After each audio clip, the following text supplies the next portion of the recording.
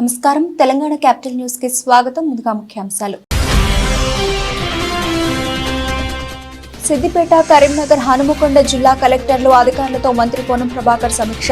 హుస్నాబాద్ నియోజకవర్గాన్ని role model గా తీర్చిదిద్దేందుకు ప్రణాళికలు రూపొందించాలని అధికారులకు ఆదేశాలు.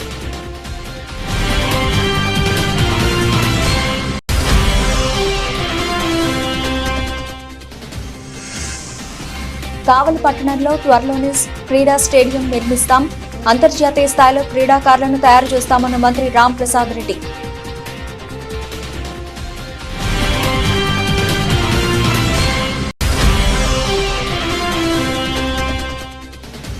పర్యాటక రంగ అభివృద్ధితో పాటు నిరుద్యోగ యువతకు ఉపాధి కల్పించే దిశగా పర్యాటక రంగాన్ని అభివృద్ధి చేస్తాం స్పష్టం చేసిన రాష్ట్ర మంత్రులు జూపల్లి కృష్ణారావు, దామోదర్ రాజనరసింహ.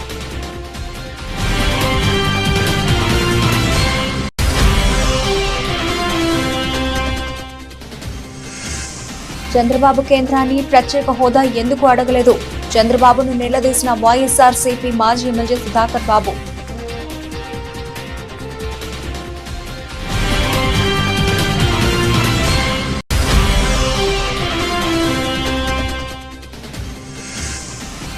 మహారాష్ట్ర విధాన్ భవన్ లో టీమిండియా ఆటగాళ్లకు సన్మానం. వరల్డ్ కప్ గెలిచిన టీమిండియాకు 11 కోట్ల రూపాయల నజరానా ప్రకటించిన సీఎం షిండే.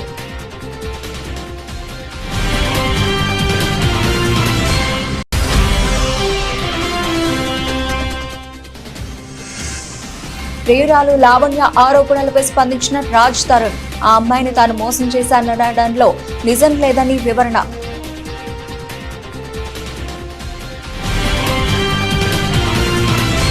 జాబ్ క్యాలెండర్ ను విడుదల చేస్తామని తెలంగాణ ముఖ్యమంత్రి రేవంత్ రెడ్డి స్పష్టం చేశారు. నిరుద్యోగ యువత నిరసనలపై ఆయన స్పందించారు. వారి ఆందోళనలు, డిమాండ్లపై చర్చించారు. పార్టీకి చెందిన విద్యార్థి, యువజన నేతలు, అధికారులతో ఆయన చర్చలు జరిపారు. ఈ సందర్భంగా మాట్లాడుతూ ఉద్యోగాల భర్తీపై ప్రభుత్వం కృతనిశ్చయంతో ఉందన్నారు. కొన్ని పార్టీలు స్వార్థపూరిత శక్తుల కుట్రలకు నిరుద్యోగులు బలి కావద్దని సూచించారు. అసెంబ్లీ సమావేశాలలో చర్చించిన అనంతరం జాబ్ క్యాలెండర్ ను విడుదల చేస్తామని హామీ ఇచ్చారు. పులులు, శైవ క్షేత్రాలు, జలపాతాలకు నిలయమైన నల్లమల అటవీ ప్రాంతాన్ని దేశ విదేశాల పర్యాటకులను రప్పించే దిశగా నల్లమలలో ఎకో టూరిజం హబ్ గా తీర్చిదిద్దేందుకు తెలంగాణ రాష్ట్ర ప్రభుత్వం ముఖ్యమంత్రి రేవంత్ రెడ్డి ఆధ్వర్యంలో టూరిజాన్ని అభివృద్ధి చేసి రాష్ట్ర ఆర్థిక వనరులను పెంపొందించనున్నట్లు మంత్రులు దామోదర్ రాజనరసింహ, జూపల్లి కృష్ణారావు తెలిపారు.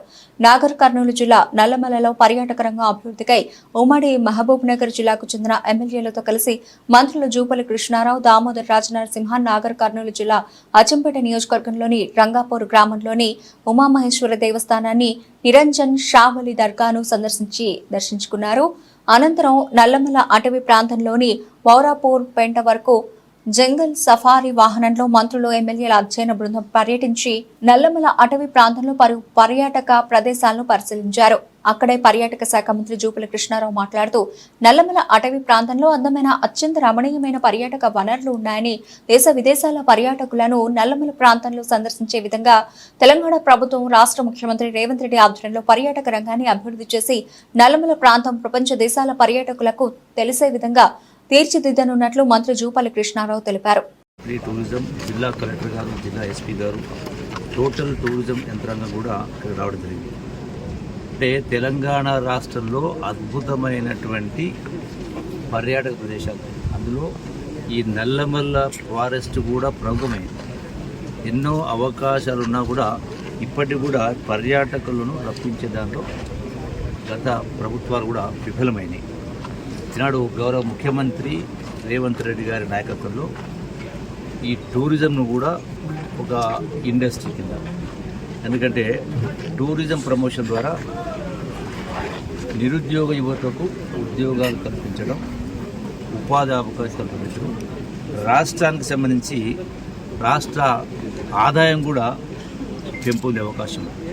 ఈనాడు ప్రపంచంలో ఏమీ వనరులు, ఏమీ వసతులు, టూరిజం ప్రాంతాలు, అట్రాక్టివ్ ప్లేస్ లేకుండా కూడా ప్రపంచ స్థాయి టూరిస్టులు ఆకర్షిస్తాము. అన్నీ ఉన్నటువంటి మనం దాన్ని మార్కెట్ చేసుకోలేకపోతాము. అందుకనే ఈనాడు ఈ అడవులతో ముడిపడి ఉన్నటువంటి ప్రకృతి అందాలు ఎంత గొప్పగా ఉన్నాయి చూడండి. ఇక్కడ మాకు కనపడతా ఉంది అసలు view point, Farahabad view point అంటే ఎక్కడ లేదు ఇటువంటి ప్రాంతాలు. ప్రాంతానికి రావడము, ఇక్కడ ప్రకృతిని తిలకించడము, ఈ ఫారెస్ట్ ప్రాంతాన్ని, అటవీ ప్రాంతాన్ని పర్యాటక కేంద్రంగా తీర్చిదిద్దాలి. ఎకో టూరిజం కానీ, జనరల్ టూరిజం కానీ, ఈ అటవీ ప్రాంతాన్ని కాపాడుతూ పచ్చదనాన్ని పెంచుతూ టూరిజాన్ని పెంచాలనే ఒక సదుద్దేశంతో ఈరోజు మా సహచర మంత్రివర్యులు మనం ఆహ్వానించడము, నేను నాతో సహా గౌరవ శాసనసభ్యులందరూ ఈ అటవీ ప్రాంతాన్ని సందర్శించడము.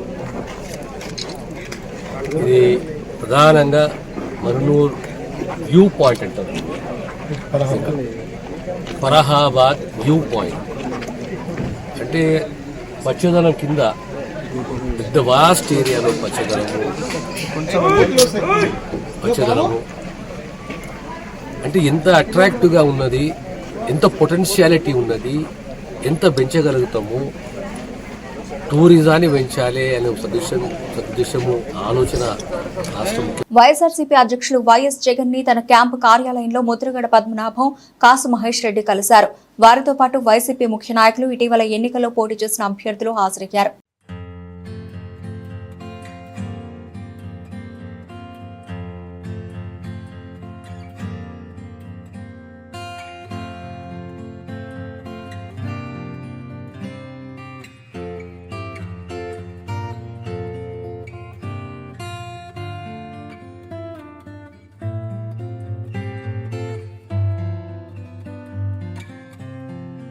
హుస్నాబాద్ నియోజకవర్గాన్ని అన్ని రంగాల్లో రోల్ మోడల్ గా తీర్చిదిద్దేందుకు అవసరమైన ప్రణాళికలను రూపొందించాలని మంత్రి పొన్నం ప్రభాకర్ అధికారులను ఆదేశించారు. సిద్దిపేట జిల్లా హుస్నాబాద్ ఐఓసీ కార్యాలయంలో హుస్నాబాద్ నియోజకవర్గ అభివృద్ధిపై నియోజకవర్గ పరిధిలోని సిద్దిపేట, కరీంనగర్, హనుమకొండ జిల్లా కలెక్టర్లు, అధికారులతో మంత్రి పొన్నం ప్రభాకర్ సమీక్షా సమావేశం నిర్వహించారు. ఈ సమీక్షా సమావేశంలో హుస్నాబాద్ నియోజకవర్గ అభివృద్ధిపై సుదీర్ఘంగా చర్చించారు. నియోజకవర్గంలోని గౌరవెల్లి ప్రాజెక్టు పూర్తి చేయడం, ఇరిగేషన్, రోడ్లు, మిషన్ భగీరథ, విద్య, వైద్యం, వ్యవసాయం తదితర అంశాలపై సమీక్షించారు. శాసనసభ్యుడిగా కళ్ళు చెవులు అంతా మీరే. దయచేసి మిమ్మల్ని కోరుతా ఉన్నా, గ్రామీణ ప్రాంత ప్రజలు ఎటువంటి సమస్య ఎదుర్కోకుండా ఉండే విధంగా ప్రోయాక్టివ్ తోటి ప్రజాప్రతినిధులు మీకు దృష్టికి తీసుకొచ్చేటువంటి వ్యవస్థ లేదు కాబట్టి మీరే ప్రజా సమస్యలు తెలుసుకొని వాటిని పరిష్కారానికి మీ ఉన్నత అధికారుల దృష్టికి తీసుకెళ్ళడమో లేదా ప్రజాస్వామ్యంలో ప్రజాప్రతినిధిగా నా దృష్టికి తీసుకురావడమో, మొత్తానికి పద్ధతి ఏదైనా ఆ ప్రజలు ఎదుర్కొంటున్న సమస్యను పరిష్కరించడానికి శక్తివంచన లేకుండా పనిచేయాలి అనేటువంటి మాట ఇక్కడికి వచ్చినటువంటి వాళ్ళకి కానీ, ఇంకా రాకుండా క్షేత్రస్థాయిలో ఉన్నటువంటి విలేజ్ పర్సన్ ఇన్ఛార్జ్ కావచ్చు, మండల ఇన్ఛార్జ్లు అందరూ కూడా ఇప్పుడే వెటర్నరీ డాక్టర్ గారు హుస్నాబాద్ ఇన్ఛార్జ్ వచ్చినారు, నిన్న బీసీ వెల్ఫేర్ ఆఫీసర్, ఇంకొకరికి అట్లా రకరకాల జిల్లా అధికారులు మండల ఇన్ఛార్జీలుగా కూడా నిన్నటి నుంచి నియామకం అయినారు. జిల్లా కలెక్టర్లు, జిల్లా పరిషత్ ఇన్ఛార్జీలుగా ఇట్లా వ్యవస్థలో కొన్ని అంశాలు ప్రత్యేకించేటప్పుడు అగ్రికల్చర్కి సంబంధించి వ్యవసాయ ఆధారితమైనటువంటి అన్ని అంశాలు ఏ క్లస్టర్ వేదికనైతే రైతు వేదికలు ఉన్నాయో రైతు వేదికల వారిగా నేను కూడా అక్కడ ఉన్నబడే రైతులను కన్సర్న్ డిపార్ట్మెంట్స్ అందరూ పిలుచుకొని ఆ ఏరియా జిల్లా కలెక్టర్ గారు తీసుకొని అక్కడ ఒక సమావేశానికి షెడ్యూల్ ఇస్తాం. దయచేసి మన దగ్గర ఉన్న పథకాలు రాష్ట్ర పథకాలే కాక కేంద్రం నుంచి కూడా అనేకమైనటువంటి పథకాలు ఉన్నాయి. నేను పార్లమెంట్ మెంబర్ చేసిన, మనం ఇంతకుముందు చెప్పినట్టుగా అక్కడికి వెళ్ళి మనం పైరేట్ చేయాల్సిన అవసరం లేదు. దానికి సంబంధించి అన్నీ కూడా మేబీ డిపార్ట్మెంట్లో ఆన్లైన్లో చెక్ చేస్తే గవర్నమెంట్ ఆఫ్ ఇండియా స్కీమ్స్ ఏంటి, నామ్స్ ఏంటి తెలుస్తాయి. దయచేసి ఆ విషయంలో మీరు ప్రోయాక్టివ్ అయి యానిమల్ టెక్స్టైల్ కావచ్చు, అగ్రికల్చర్ కావచ్చు, ఎనిమల్ హస్బెండరీ కావచ్చు, బీసీ వెల్ఫేర్ కావచ్చు, లేదా ఇతరత్ర అన్ని రకాల స్కీమ్స్ కు ఫెడరల్ సిస్టమ్ లో సెంట్రల్ అండ్ స్టేట్ కలిసి ఉన్నాయి. త్వరలోనే కావలి పట్టణంలో సకల వసతులతో క్రీడా స్టేడియం నిర్మిస్తామని క్రీడా మరియు రవాణా శాఖ మంత్రి రాంప్రసాద్ రెడ్డి తెలిపారు. విజయవాడ నుండి రాయచోటికి వెళుతున్న ఆయన కావలి ఎమ్మెల్యే కావ్య కృష్ణారెడ్డి ఆహ్వానం మేరకు కావలిలోని ఎమ్మెల్యే నివాసానికి విచ్చేశారు. అనంతరం కావలి నియోజకవర్గంలోని పలు సమస్యలను మంత్రి దృష్టికి ఎమ్మెల్యే తీసుకుని వెళ్లారు. కావలి నియోజకవర్గ అభివృద్ధికి సహకరించాలని కోరారు. అభివృద్ధికి తప్పక సహకరిస్తానని మంత్రి హామీ ఇచ్చారు. అనంతరం దశాబ్దాల కాలంగా క్రీడాకారులకు నిరుపయోగంగా మారిన క్రీడా మైదానాన్ని ఎమ్మెల్యేతో కలిసి మంత్రి పరిశీలించారు. ఈ సందర్భంగా మంత్రి రాంప్రసాద్ రెడ్డి మాట్లాడుతూ కూటమి ప్రభుత్వంలో ప్రతిరోజు సంక్రాంతి పండుగలా ఉంటుందని తెలిపారు. కావలిలో మంచి స్టేడియం నిర్మాణానికి సహకారం అందిస్తానని అన్నారు. కూటమి ప్రభుత్వంలో క్రీడాకారులను అంతర్జాతీయ స్థాయిలో తీర్చిదిద్దడం జరుగుతుందని తెలిపారు. ఇక్కడున్న పెద్దలు కావలి శాసనసభ్యులు కావ్య కృష్ణారెడ్డి గారికి, అలాగే మాజీ మున్సిపల్ చైర్మన్ గారికి, అలాగే తెలుగుదేశం పార్టీ కార్యకర్తలకు ప్రతి ఒక్కరికి నమస్కారాలు. చాలా సంతోషంగా ఉంది. ఈరోజు ఇక్కడ కావలి పట్టణంలో ఇక్కడ ఈ సమావేశం ఏర్పాటు చేశాం. ముఖ్యంగా గత 5 సంవత్సరాల్లో పేద విద్యార్థులకు స్పోర్ట్స్మెన్స్కు ఏ విధమైన సౌకర్యాలు కల్పించకుండా వదిలేసిన ఆ రోజులు కావివి. తప్పకుండా మా కొత్త ప్రభుత్వంలో యువతకు మేమున్నామంటూ రాబోయే కాలంలో ఏ విధమైన సౌకర్యాలు కల్పిస్తే ఆంధ్ర రాష్ట్రం మెరుగుగా జాతీయ స్థాయిలో అలాగే అంతర్జాతీయ స్థాయిలో క్రీడాకారులను అలాగే అందరినీ అందించేదానికి తోడ్పాటు ఇచ్చే విధంగా మా ప్రభుత్వం చర్యలు తీసుకుంటుంది. ముఖ్యంగా మా శాసనసభ్యులు ఇక్కడ ఈ ల్యాండ్ను చూపించడం జరిగింది. ఈ 5 సంవత్సరాల్లో ఏ విధంగా కావలి పట్టణంలో గ్రౌండ్లో స్టేడియం అయితేనే అలాగే ఇక్కడున్న క్రీడాకారులందరికీ తగిన న్యాయం చేసే విధంగా మా ప్రభుత్వం ముందుకు పోతుంది. అతి త్వరలోనే డిపిఆర్ ప్రిపేర్ చేసి ఇక్కడ మంచి స్టేడియాన్ని కావలి ప్రజలకు ఇచ్చేదానికి మా ప్రభుత్వం చర్యలు తీసుకుంటుంది. అలాగే మేము ఒకటే చెప్తున్నాం, కావలికి మంచి రోజులు రాబోతున్నాయి. ఒక మంచి వ్యక్తి పరిపాలిస్తే ఆ ప్రాంతం కూడా అభివృద్ధి చెందుతుంది. సత్సంగం చాలా గొప్పది. ఈ రాష్ట్రంలో శ్రీ నారా చంద్రబాబు నాయుడు గారు ముఖ్యమంత్రి అయిన దగ్గర నుంచి ప్రకృతి, రాముడి పట్టాభిషేకం జరిగితే ప్రకృతి ఎట్లా పులకరించి వాతావరణం చల్లబడి పూల వర్షం కురిసిందో, నేడు చంద్రబాబు నాయుడు ముఖ్యమంత్రి అయిన తర్వాత ఈ రాష్ట్ర నలుమూలల పూల వర్షం లాంటి రావటం, ప్రకృతి ఆనందోత్సవాల మధ్య నిన్నటి 1వ తేదీన ఈ రాష్ట్రంలో ఉన్న వృద్ధులకి, వికలాంగులకి, వితంతువులకి అందరికీ కూడా పెన్షన్లు పంచడం కూడా జరిగింది. నేడు ఈరోజు అనుకోని పరిస్థితుల్లో ఈరోజు కావలిలో రాంప్రసాద్ రెడ్డి గారు రావటం, రాగానే మొట్టమొదట స్టేడియం సందర్శించాలని ఆయన ముందుకు రావటం, అందరూ పరిశీలించిన తర్వాత డిపిఆర్లు తయారు చేయటం నాకు ఎమ్మెల్యేగా నాకు ఒక అదృష్టం. మల్కాజ్గిరి సెగ్మెంట్ లో ఎంపీ ఈటెల రాజేందర్ పర్యటించారు. భారతీయ జనసంఘం వ్యవస్థాపకులు శ్యామప్రసాద్ ముఖర్జీ జయంతి పురస్కరించుకుని ఎన్సీఎల్ కాలనీలో ఏర్పాటు చేసిన కార్యక్రమంలో ఈటెల పాల్గొని మొక్కలు నాటారు. ఈ సందర్భంగా ఈటెల రాజేందర్ మాట్లాడుతూ, మంత్రిగా ఉండి ఈ మంత్రి పదవి కంటే నా దేశమే ముఖ్యమని, ఒకే దేశం ఒకే చట్టం ఉండాలి అని, ఒకే దేశంలో 2 జెండాలు 2 చట్టాలు ఉండకూడదని మొట్టమొదటిగా ఆక్రోశించిన వ్యక్తి శ్యామప్రసాద్ ముఖర్జీ అన్నారు. 70 సంవత్సరాల భారతీయ ప్రజల అంతరంగాన్ని ఎవరూ పట్టించుకోలేదని, దానిని నెరవేర్చి జమ్మూ అండ్ కాశ్మీర్ భారతదేశంలో అంతర్భాగమే అని చెప్పడమే కాదు, చేసి చూపించిన ఘనత నరేంద్ర మోదీకి దక్కిందని వ్యాఖ్యానించారు. శ్యామప్రసాద్ ముఖర్జీ గొప్ప తత్వవేత్త, విద్యావేత్త.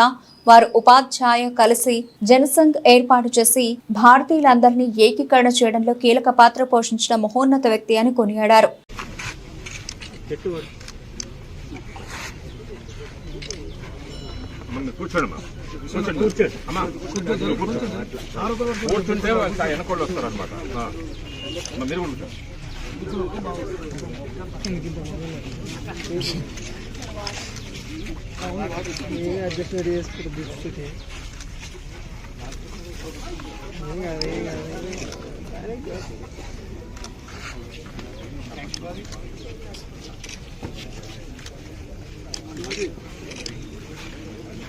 చంద్రబాబు ఢిల్లీ పర్యటనకు సంబంధించిన ప్రెస్ మీట్ లో ఆత్మస్తుతి పరనింద కనిపించిందని వైఎస్ఆర్ కాంగ్రెస్ పార్టీ మాజీ ఎమ్మెల్యే పీజేఆర్ సుధాకర్ బాబు ఎద్దేవా చేశారు.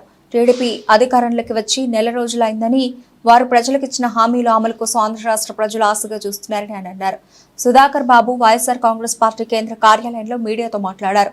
చంద్రబాబు గొప్ప పరిపాలన అందిస్తారన్న నమ్మకంతో ప్రజలు ఆయనను గెలిపించి ముఖ్యమంత్రిని చేస్తే బాబు మాత్రం ఎన్నికల్లో చెప్పిన అబద్దాలని మరోసారి ప్రధానమంత్రి చెప్పినట్లు ప్రెస్ నోటు విడుదల చేయడంపై సుధాకర్ బాబు అభ్యంతరం వ్యక్తం చేశారు. ఈ రోజు మీరు అధికారంలోకి వచ్చారు. అదే ప్రధానమంత్రి, అదే నరేంద్ర మోడీ గారు, అదే ఎన్డీఏ ఈ రోజున గవర్నమెంట్ ఫామ్ చేసినప్పుడు ఓ పక్కన నీతో పాటు సహచరుడైన నితీష్ కుమార్ గారు డిమాండ్ చేసినప్పుడు మీరెందుకు డిమాండ్ చేయలేకపోతున్నారని వైఎస్ఆర్సీపీ ప్రశ్నిస్తుంది మిమ్మల్ని. మీరు డిమాండ్ చేయమని అడుగుతున్నాం. మీరు సాధించుకునే శక్తి ఉంది, ఎందుకంటే మీరు చక్రాన్ని బాగా తిప్పగలుగుతున్నారు. ఇప్పుడు ఆంధ్ర రాష్ట్రానికి చాలా ఉపయోగం కూడా. మీరు ఎంత బాగా చక్రం తిప్పగలిగితే ఈ ఆంధ్ర రాష్ట్రానికి అన్ని మేళ్లు జరుగుతాయని ప్రజలు నమ్ముతున్నారు. మీ అధికారాన్ని దుర్వినియోగం చేసుకోకుండా ప్రజలు ఇచ్చిన మద్దతుని ఓ 4,12,00,000 మంది ఓటర్లు ఉంటే మీకు 1,53,84,576 మంది ఓట్లేశారు. మాకేమో 1,32,84,134 మంది ఓట్లేశారు. మాకు 40% మంది ఓట్లేశారు. మాతో జనం ఉన్నారు. అలాగనే ఇప్పుడు మీకు ఓట్లేసిన వాళ్ళైనా మాకు ఓట్లు వేసిన వాళ్ళు అందరూ మన ప్రజలే. ఆ ఆలోచన దృక్పథంతోనే జగన్మోహన్ రెడ్డి గారు తన యొక్క సంక్షేమ పథకాల అమలులో కానివ్వండి, పరిపాలనలో కానివ్వండి, ఆయన పరిపాలించిన విధానంలో కానీ ఏ ఒక్క రోజు కూడా పార్టీల ప్రస్తావనే చేయలేదు. మా కార్యకర్తలు చెబుతున్నారు మన ఓటమిలో అదొక కారణమని. ఈ రోజు మీరు నెల రోజుల్లోనే చూపించేశారు అధికారం ఎందుకు తెచ్చుకోవాలి, అధికారం వస్తే ఏం చేయొచ్చు, అధికారం వస్తే పక్క పార్టీ వాళ్ళ మీద కేసులు ఎట్ట పెట్టొచ్చు, కొట్టడం ఎలా చేయొచ్చు, దోపిడీ ఎలా చేయొచ్చు, దౌర్జన్యం ఎలా చేయొచ్చు, కట్టుకున్న బిల్డింగ్లు ఎలా కూల్చొచ్చో మీరు చూపించేశారు. జగన్మోహన్ రెడ్డి గారు ఆ పాలసీ నమ్మలేదండి. ఆ పాలసీ నమ్మలేదు కాబట్టే ప్రతి ఒక్కళ్ళకి తెలుగుదేశం అయినా, బీజేపీ అయినా, కాంగ్రెస్ అయినా, లేదా కమ్యూనిస్ట్ పార్టీలైనా, జనసేన కార్యకర్తలైనా వైఎస్ఆర్ కాంగ్రెస్ పార్టీ పరిపాలనలో, జగన్మోహన్ రెడ్డి గారి పరిపాలనలో పూర్తిగా సంక్షేమాల్ని తీసుకున్నారు, అనుభవించారు. సొంత ఇల్లు వచ్చిందన్న ఆనందం ఆ కాలనీవాసులకు ఎంతో కాలం నిలవలేదు. సరైన రవాణా సౌకర్యం లేకపోవడంతో ఉద్యోగం, ఉపాధి కోసం నగరానికి వెళ్లి వచ్చేవారు. విద్యార్థులు అనేక ఇక్కట్లు పడాల్సిన పరిస్థితి. గత ప్రభుత్వ హయాంలో ప్రజాప్రతినిధులు అధికారుల దృష్టికి తీసుకెళ్లా పట్టించుకోలేదు. అయితే ఎన్నికల ముందు ప్రచారానికి వచ్చిన గొండు శంకర్ తాను గెలిస్తే 2 నెలల్లో కాలనీకి ఆర్టీసీ బస్సు సౌకర్యం కల్పిస్తానని మాట ఇచ్చారు. ఇచ్చిన మాటకు కట్టుబడి 2 నెలలకు ముందే బస్సును ఏర్పాటు చేసి లాంఛనంగా ప్రారంభించారు. గ్రామీణ మండలం పాత్రుని వలస సమీపంలోని ఏపీ టిట్కో కాలనీ వాసుల ప్రయాణ కష్టాలకు తెరపడింది. వివిధ పనులపై కాలనీ నుంచి నగరానికి వెళ్లేందుకు రవాణా సౌకర్యం లేకపోవడంతో ఎమ్మెల్యే గొండు శంకర్ ఎన్నికల ముందు ఇచ్చిన హామీ మేరకు ఆర్టీసీ అధికారులతో మాట్లాడి బస్ సౌకర్యం ఏర్పాటు చేశారు. శనివారం టిట్కో కాలనీ, పాత bus stand, Palle Velugu bus service ను ఆయన కాలనీలో ప్రారంభించారు.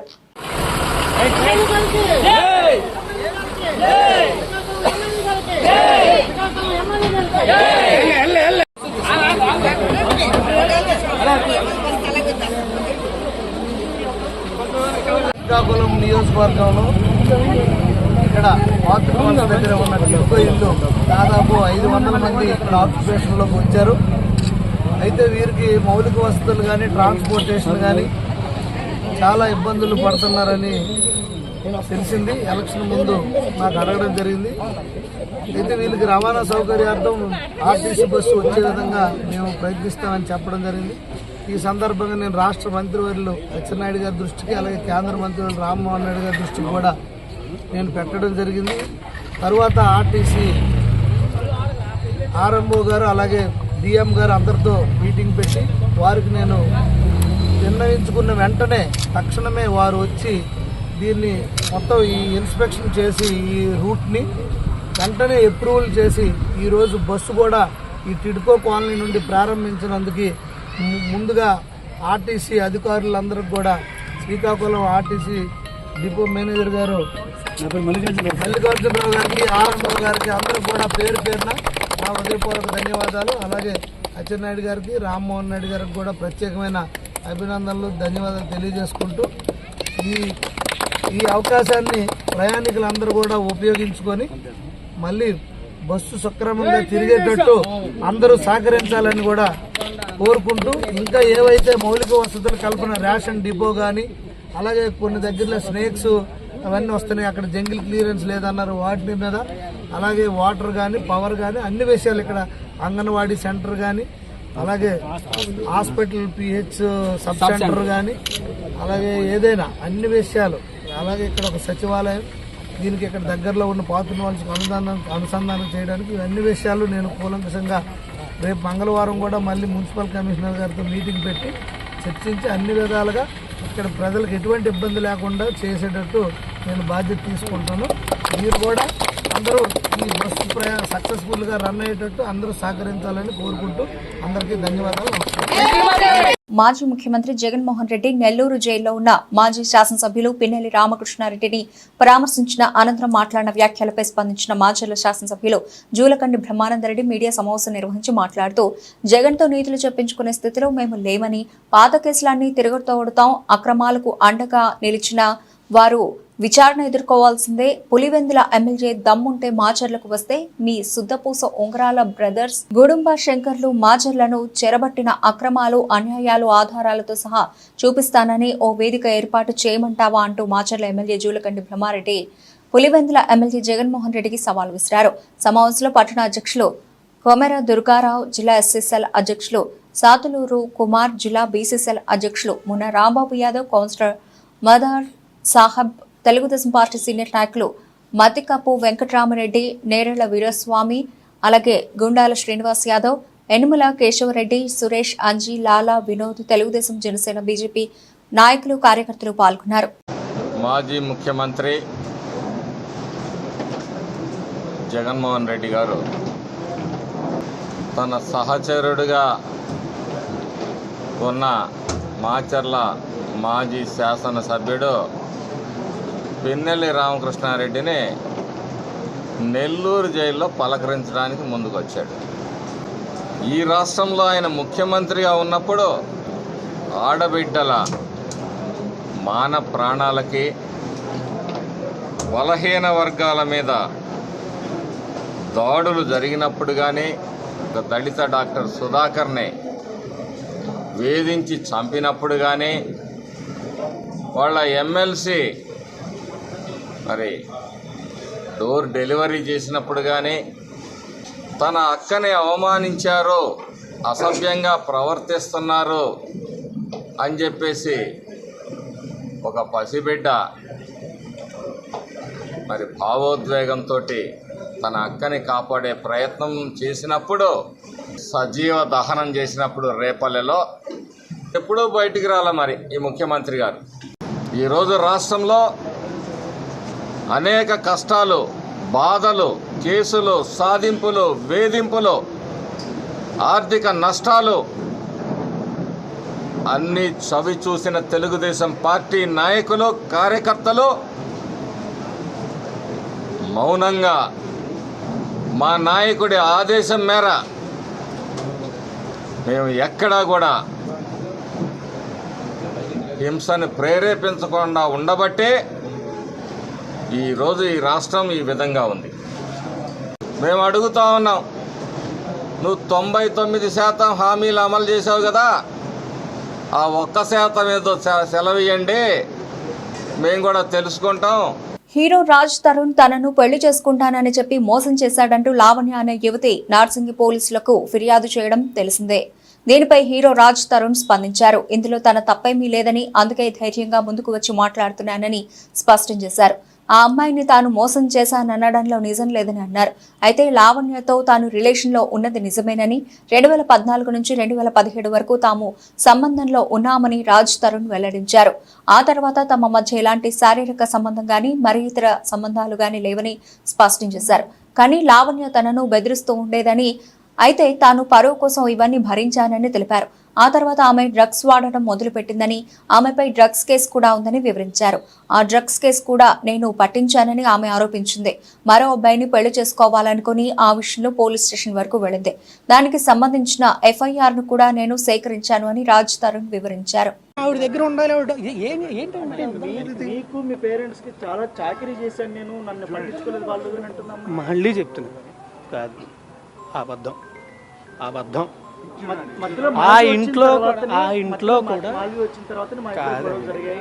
మాకు ఈ సినిమా మొదలైంది ఎప్పుడంటే సంవత్సరం క్రితం అండి, సంవత్సరం కూడా అవ్వలేదు అనుకుంటా. అదే చెప్తున్నానండి, అదే మీరు అది గట్టిగా ఇది భయం వేసిందండి. సార్ లావణ్య ఎలా పరిచయం సార్ మీకు? ఎక్కడ పరిచయం? నాకు హైదరాబాద్ కాదండి, నాకు నిజంగా వైజాగ్లో ఉన్నప్పుడు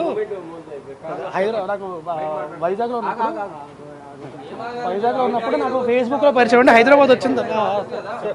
సరే సరే వెళ్ళిపోతాం. నాకు వైజాగ్లో పరిచయం అండి.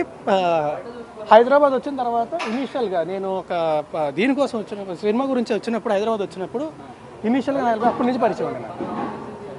అంటే ముందు నుంచే మీరు పెళ్లి చేసుకుందామని రిలేషన్ స్టార్ట్ చేశారు, లేకపోతే ఫ్రెండ్షిప్గా ఉండి అలా ఒకరికొకరు ఇష్టపడి పెళ్లి చేసుకుందామని అనుకున్నారు? లేదండి, రిలేషన్షిప్ అనేది ఉండేదండి, అప్పట్లో ఉండేదండి, 2-3 ఇయర్స్ అండి. ఆ తర్వాత లేదండి. బట్ నాకు పెళ్లి అనే ఉద్దేశం ఎప్పుడూ లేదు. అవునండి. ఇప్పుడు మీ ఫ్లాట్ లో ఆమె ఉందనేది అవునండి, నిజం అండి. మీరు ఎందుకు ఫ్లాట్ వదిలేశారండి? నేను ఫ్లాట్ వదలలేదండి. ఆమెకి డ్రగ్స్ అలవాటు, ఆమె చుట్టూ ఉండే మనుషులు వీళ్ళందరూ కూడా చాలా చెత్త. అలా అని చెప్పి నేను హైదరాబాద్ వచ్చిన కొత్తలో ఖచ్చితంగా నాకు హెల్ప్ చేసిందండి, గ్రాడ్యుయేట్ ఉంది. రెండోది ఏంటంటే నిజంగా ఇందాక చెప్పినట్టే నా రెప్యుటేషన్ ఎక్కడ పాడవద్దు అని భయంతో మూసుకొని నేనే బయటికి వెళ్ళిపోయాను.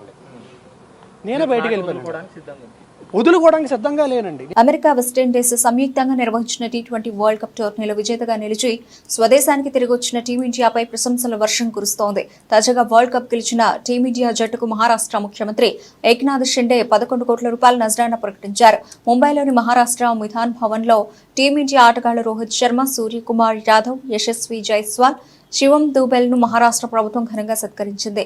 ఈ కార్యక్రమంలో సీఎం ఏక్నాథ్ షిండే టీమిండియాకు నజరానా ప్రకటించారు. కాగా తన ప్రసంగంలో షిండే మాట్లాడుతూ చిరకాల ప్రత్యర్థి పాకిస్తాన్ వరల్డ్ కప్ లో టీమిండియా ఓడించడం తనకెంతో సంతోషం కలిగించిందని అన్నారు. దక్షిణాఫ్రికాతో ఫైనల్లో సూర్యకుమార్ యాదవ్ బౌండరీ లైన్ వద్ద పట్టిన అద్భుత క్యాచ్ గురించి ప్రస్తావించారు. అంతేకాదు మహారాష్ట్ర క్రికెట్ కు చెందిన రాస్ మామ్రే, అరుణ్ కనాడే టీమిండియా సహాయక సిబ్బందిగా తమ పాత్రను విజయవంతంగా నిర్వహించాలని సీఎం షిండే అభినందించారు.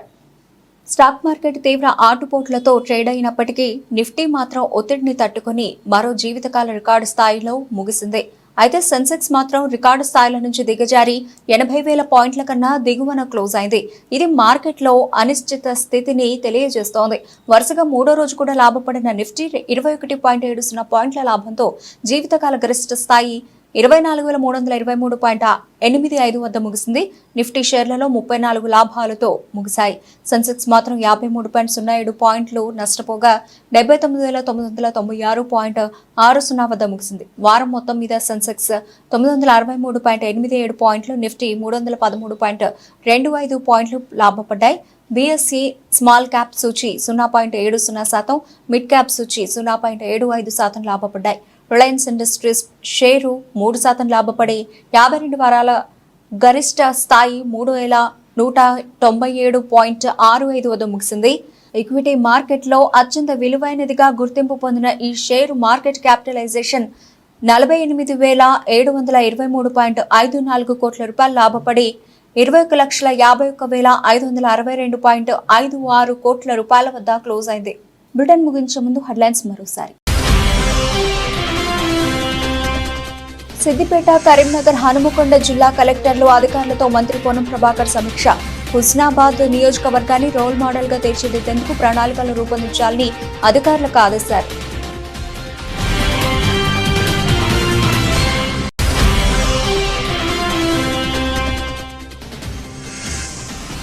కావలి పట్టణంలో త్వరలోనే క్రీడా స్టేడియం నిర్మిస్తాం. అంతర్జాతీయ స్థాయిలో క్రీడాకారులను తయారు చేస్తామన్న మంత్రి రామ్ ప్రసాద్ రెడ్డి.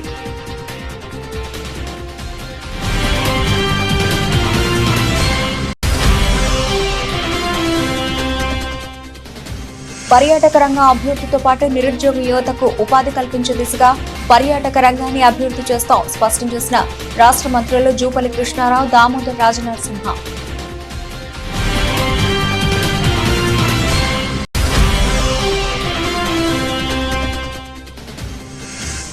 చంద్రబాబు కేంద్రాన్ని ప్రత్యేక హోదా ఎందుకు అడగలేదు?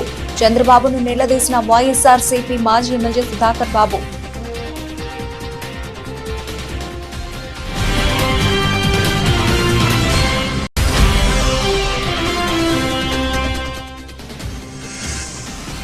మహారాష్ట్ర విధాన్ భవన్లో టీమిండియా ఆటగాళ్లకు సన్మానం. వరల్డ్ కప్ గెలిచిన టీమిండియాకు 11 కోట్ల రూపాయల నజరానా ప్రకటించిన సీఎం షిండే.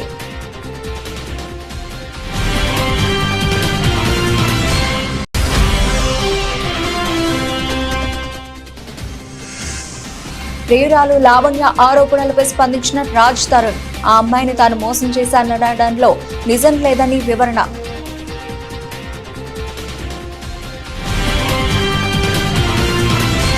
ఇవి ఇప్పటివరకు నవలసిన అప్డేట్స్. మరిన్ని అప్డేట్స్ తో మళ్ళీ కలుద్దాం. అంతవరకు సెలవు. నమస్తే.